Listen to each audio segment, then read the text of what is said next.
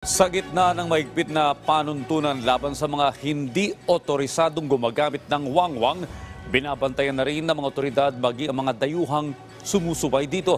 Si Luisa Erispe sa sentro ng Balita Live. Audrey, binabantayan na nga rin ng Philippine National Police ang mga dayuhan na umakas na umanong VIP sa kalsada ng Metro Manila, lalo na ang mga makukulit na gumagamit pa rin ngayon ng wangwang. Matapos ang mahigpit na bilin ni Pangulong Ferdinand R. Marcos Jr. na ipinagbabawal na ang paggamit ng wangwang at blinkers sa mga hindi otorisadong sasakyan ng gobyerno, ang NCRPO mainit na rin ang mata ngayon sa mga dayuhan na gumagamit pa rin ito sa kalsada ng Metro Manila. Ayon kay NCRPO Chief Brigadier General Jose Nartates Jr., may mga namamataan kasi silang Chinese, Korean at Taiwanese at iba pang lahi na gumagawa nito. Minsan nga umano, ine-eskortan pa ng ilang pulis. Kaya naman, iisa-isahin na nilang tanggalin ito sa kalsada ng NCR. Usually, mga VIPs and sometimes foreign nationals.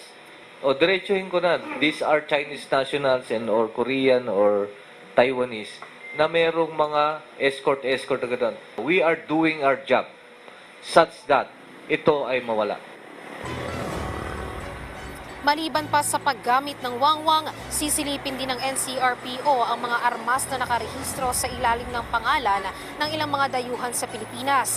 Lalo na at kamakailan, may mga insidente na rehistrado ang baril ng dayuhan na nagagamit sa ilang mga illegal na krimen o kaya ay mga insidente. Tulad na naging shootout sa Taguig City noong Marso, na rehistrado umano ang baril ng Chinese national na nakipagputukan sa mga pulis. Sakali man anyang makitang may illegal dito, aaksyon ang NCRPO. If this is fall on the blind eyes of the higher office o kung sino yung pinagsabitan, then papalo-upin natin. Samantala hanggang ngayon, patuloy pa rin ang investigasyon ng NCRPO hinggil sa mga nakuhang armas sa ilang Chinese nationals sa Taguig City noong nagdaang linggo. Sabi ni Nartates, isa rin sa tinitignan nila kung may kaugnayan ba ito sa issue ng West Philippine Sea sa Pilipinas at China.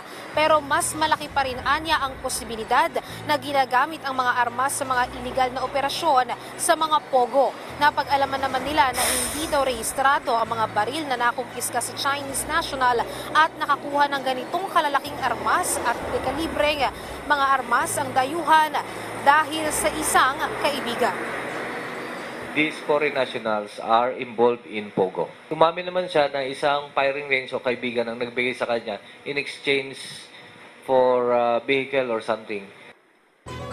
Audrey, sabi naman ng NCRPO sa ngayon ay patuloy ang kanilang pag-iimbestiga sa mga illegal na may mga krimen ba na nasasangkot ang ilang mga dayuhan dito sa Pilipinas, lalo na ang mga may kinalaman sa illegal na operasyon sa mga pogo. Pero kung ang bilang lang ang pagbabasihan, sabi naman ng NCRPO, masasabi nila na sa kasalukuyang administrasyon, itong administrasyon ni Pangulong Marcos, ay mas kakaunti na ang bilang ng mga krimen na naitatala na sangkot ang mga illegal na pogo kaysa nitong mga nagdaang administrasyon. Audrey.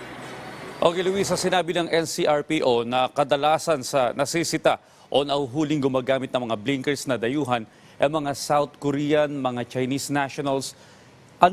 Sino bang mga lahi o ano ba yung mga exempted dito? Yung mga foreign nationals ba na diplomats ay exempted dito o hindi?